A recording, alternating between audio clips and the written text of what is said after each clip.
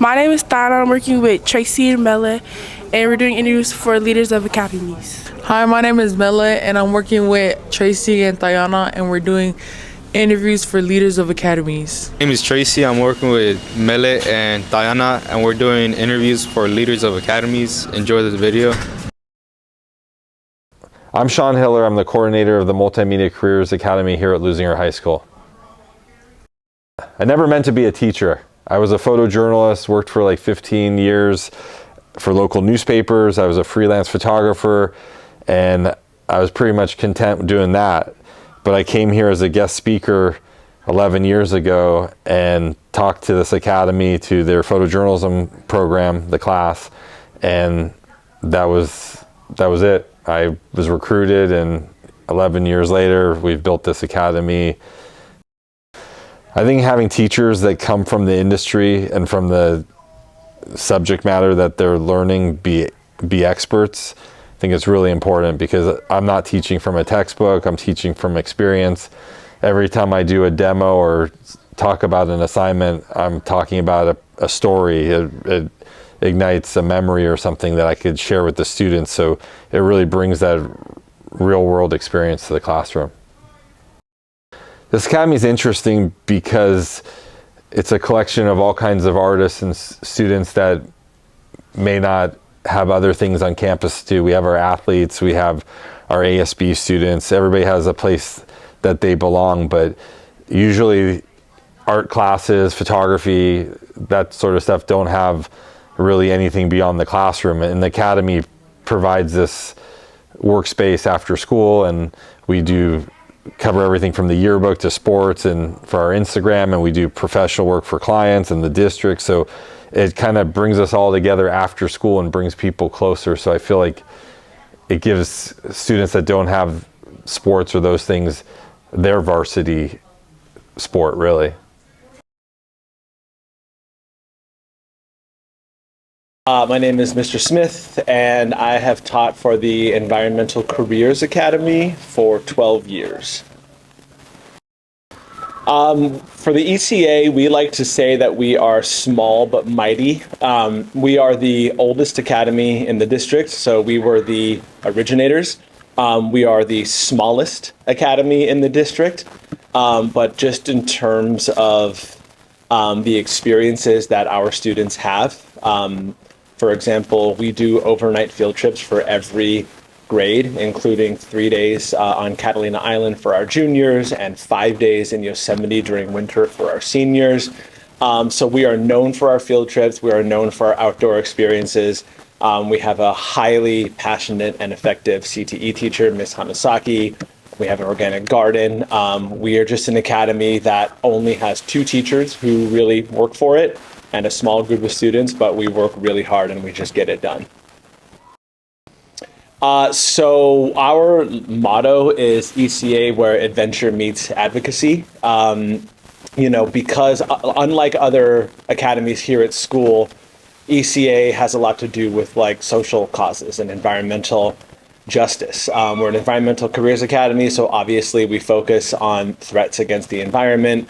We focus on, a lot on climate change and sustainability. So we prepare our students for a world in which they are going to need to speak up. They're going to need to speak up for wildlife. They're going to need to speak up for the environment. Environmental destruction is rampant. Climate change is something that we are experiencing in real time right now, hence the fires that happened in the dead of winter in Los Angeles. An unprecedented situation. So we just prepare our students for how to research these topics, how to write about them, how to speak about them. And then in terms of the fun stuff, we take students who have never been camping, never been in the ocean, never been to snow, and we take them out on these outdoor experiences and teach them safety, and just teach them how to have a life outside of the walls of the classroom, outside of their phones, outside of their screens. So we have a really special student club called the ECAGA, the ECA Green Alliance. They regularly do volunteer work, beach cleanups, trail maintenance. They get together, it seems like almost every weekend. That's all Hamasaki's work. Miss Hamasaki and her student club and the board of the ECA Green Alliance. So they regularly meet on the weekends, either for fun activities or activities that give back.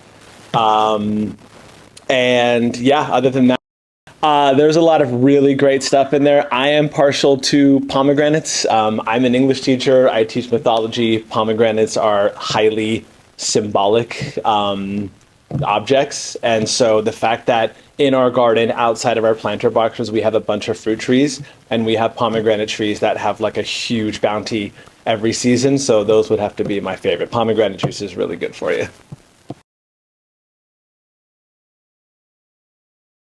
So my name is Chef Zamudio. I am the chef instructor as well as a coordinator for the Culinary Careers Academy here at Leuzinger High School. All right, so my academy brings, first and foremost, I would say, an important life skill. I know that a lot of our kids aren't pursuing a culinary career or any hospitality career. So what I like to implement is at least the basics for them to cook for themselves, for their families, and enjoy food that way.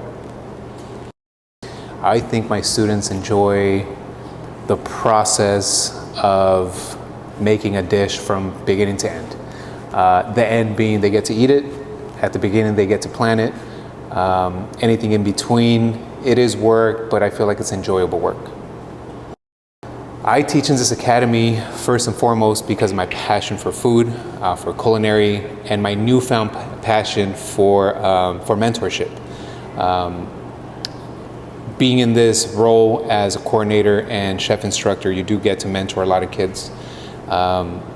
Ones that are interested in culinary, as well as those that are just here to take the course. I get to teach life skills, life lessons through culinary. And I think that's a vital part of what we do here with the academy. So best chef out of everyone out there, that's a tough question, right? You have like the Gordon Ramsays of the world and stuff like that.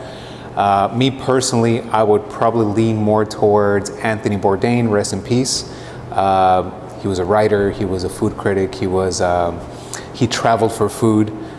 He expressed himself in a way about food that really showed passion. So I would, if I had to pick somebody, I would do Anthony Bourdain. Yeah.